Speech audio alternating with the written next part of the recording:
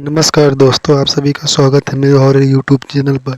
आज मैं आपको जो कहानी सुनाने जा रहा हूँ वो एक पिता और एक बच्चे की है। तो शुरू करते हैं।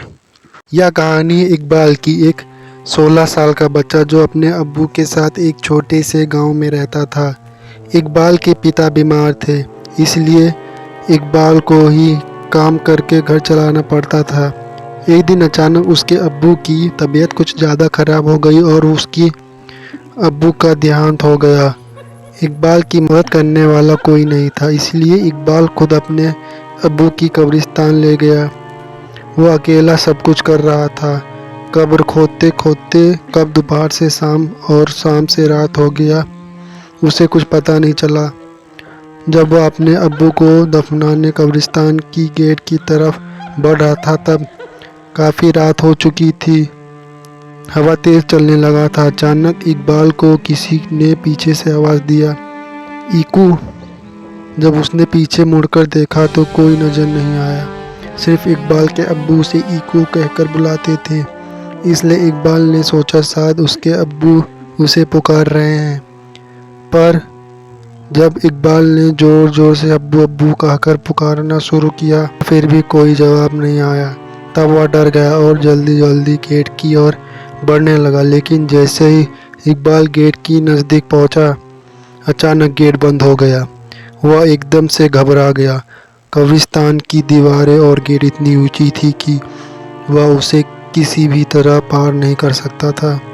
कब्रिस्तान की एक और गेट थी जो कि पीछे की तरफ थी, लेकिन उस गेट तक जाने के लिए इकबाल को वापस कब्रिस्तान की बीच से होकर जाना पड़ता।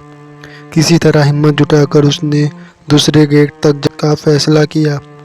वह सुनसान कब्रिस्तान के बीच से जा ही रहा था कि अचानक उसे दूर एक आदमी खड़ा हुआ दिखाई दिया। वह उस आदमी के पास गया और पूछा, "कौन हो तुम?" उस आदमी ने कोई जवाब नहीं दिया। इकबाल फिर से उसे पूछने ही वाला था कि उस आदमी का सिर अचानक से पीछे घूम गया। उसका दोनों आंखें लाल था और इकबाल को गुस्से से देख रहा था। यह देखकर इकबाल जोर से चिल्लाया और भागने लगा। भागते भागते वह एक पेड़ के पास जाकर रुका और किसी तरह वहीं पे रात गुजारने का फैसला किया। कुछ ही देर में उसके चारों तरफ कोहरा छाने लगा। अचानक उसने कोहरे में एक औरत को भागते हुए देखा। उस औरत के पीछे पीछे एक बच्चा भी भाग रहा था और उस बच्चे के पीछे एक और औरत भाग रही थी। लेकिन वह औरत भागते भागते अचानक रुक गई और इकबाल की तरफ आने लगी। जैसे ही कोहरा हटा, उस औरत की चेहरा इकबाल की साफ साफ दिखने लगी।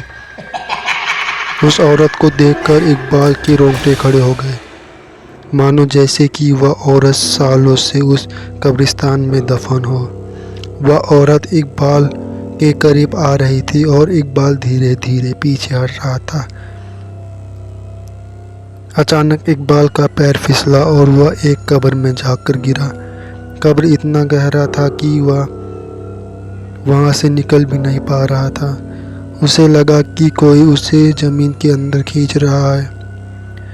जब वह पीछे मुड़कर देखा तो वो बहुत ज़्यादा डर गया। पीछे वही औरत थी, उसको अंदर की तरफ खींच रही थी और उसको ऐसा लग रहा था कि उसका शरीर जमीन के अंदर जा चुका था कि अचानक उसे लगा कोई उसका हाथ पकड़ के ऊपर खींच रहा है। वह जैसे ऊपर आया, सीधा कब्रिस्तान के बाहर भागते हुए चला गया। उसे समझ आ गया था कि उसे ऊपर खींचने वाला उसके अब्बू ही थे। इसीलिए कहते हैं, जो आपसे सच्चा प्यार करता है वह आपको मरने के बाद भी मदद करते हैं। हमें आशा है कि आपको हमारी सारी कब्रिस्तान की भूतिया कहानी पसंद आई होगी। तो दोस्तों, अगर आपको ये कहानी अच्छी लगी हो तो हमारे चैनल को सब्सक्राइब करके इस वीडियो को शेयर कर दो अपने सारे दोस्तों को। अगर आपके पास कोई स्टोरी हो तो हमारे जीमेल पे भेज सकते हो। Thank you. और कमेंट में भी कमेंट कर सकते हो। थैंक यू, धन्यवाद, बाय बाय।